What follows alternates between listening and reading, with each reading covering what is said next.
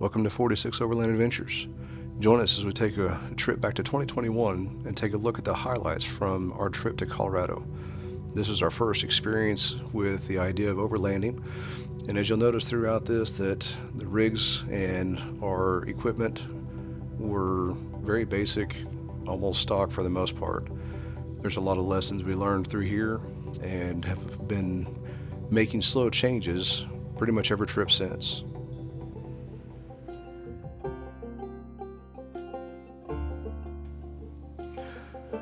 First stop on this adventure was a stopover in Lake Meredith for the first night. This allowed us to break up our travel time between Oklahoma and Colorado. So we stopped off there in Texas Panhandle at Lake Meredith as a good stopover. Once we got to Colorado, we started off with a trail for Stony Pass, following the Rio Grande all the way up to its headwaters. Lots of wildlife and beautiful sights.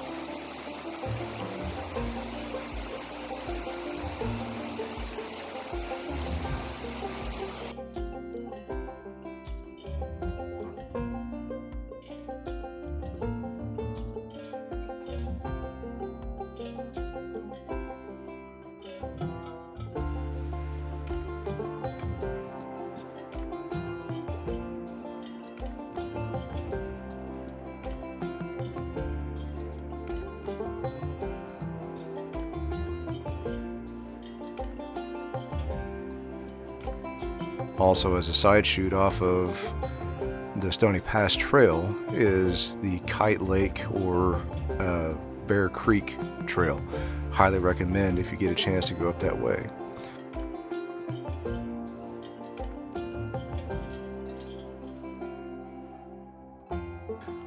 Beautiful lake high up in the mountains. A lot of old mining outcrops. Just a beautiful trail, rough trail, but a beautiful trail nonetheless.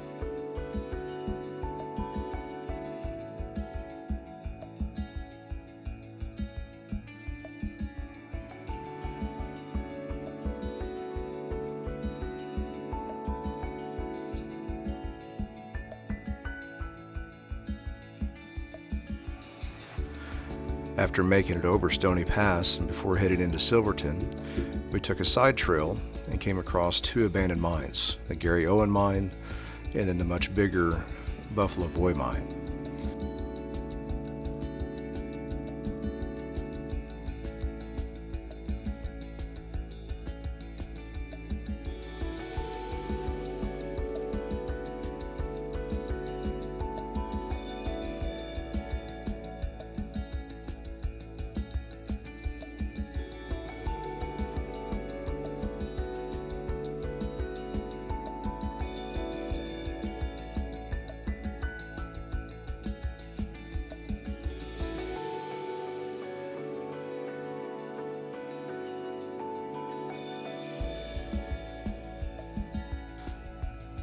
While at the Buffalo Boy Mine, the boys had an opportunity to meet a chipmunk up close and personal.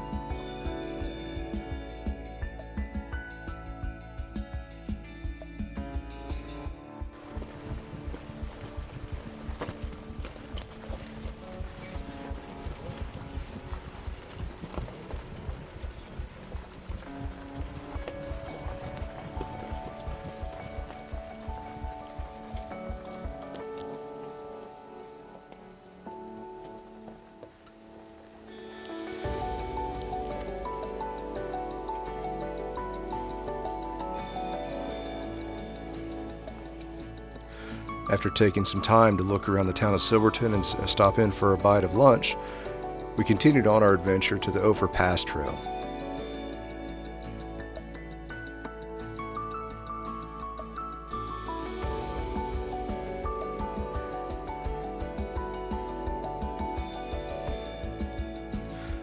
The Ophir Pass Trail is a shorter trail, but has a lot of historical reference, as it was the original way to get between the town of Ophir and Silverton.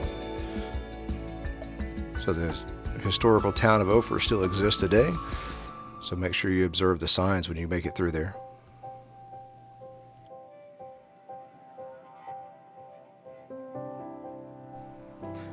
While coming down the Ophir Pass Trail, I did notice a squeak develop in the Jeep.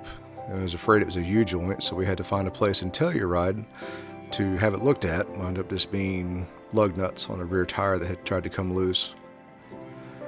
Meeting the marmots for the first time on our trip was a good relief after the ordeal of the vehicle issues.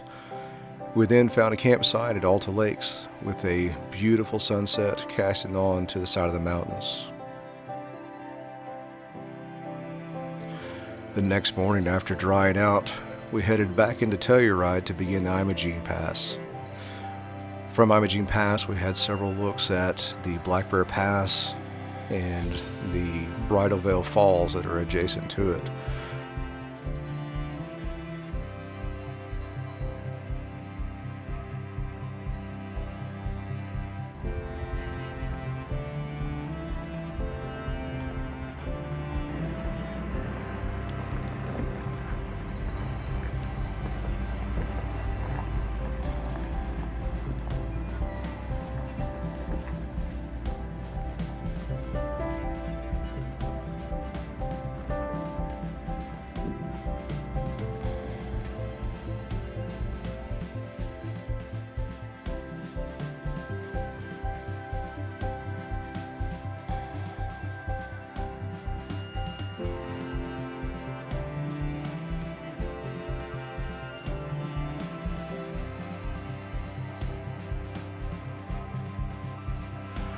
One of the big attractions on Imogene Pass is the social tunnel, but as you can imagine, there's not a whole lot of places to pull off and park, so it may require finding a place on up the trail someplace and then either hiking back up to it or down to it, depending on which way you're going.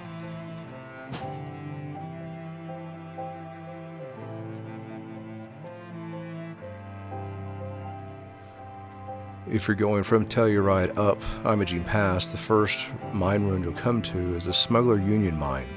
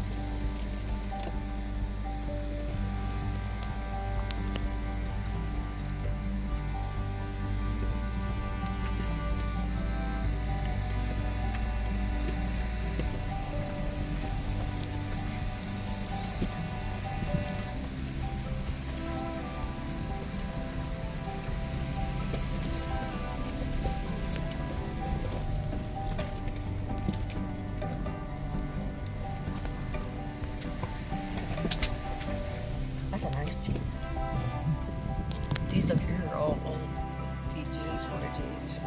Well, some of them, 2 of them are 2 Gs. The rest of them are newer Jeeps. As you come to the tree line, you'll come across Tomboy Mine. This would be the largest of the mine ruins on Imogene Pass.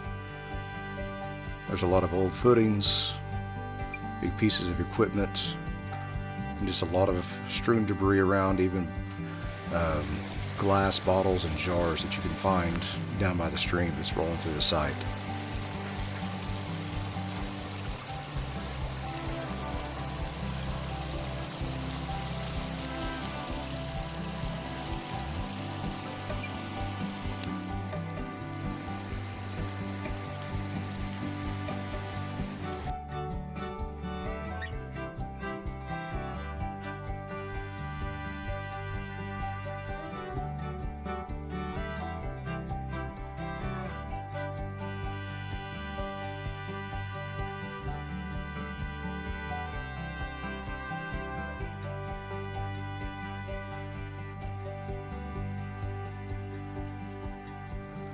Soon after leaving Tomboy's site, you will come across several switchbacks and some tight shelf roads as you approach the actual pass, top of the mountain for Imogene Pass.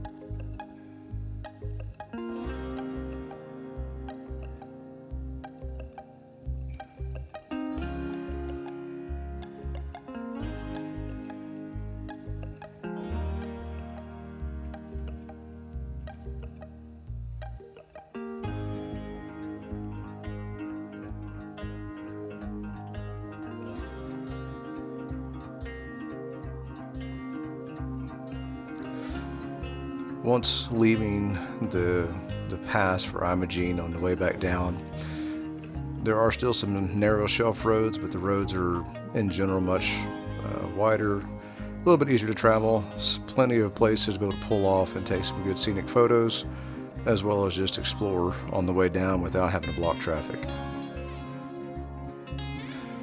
After completing Imogene Pass, we found ourselves tired, wet, and cold to a degree, and decided it was time to head for home.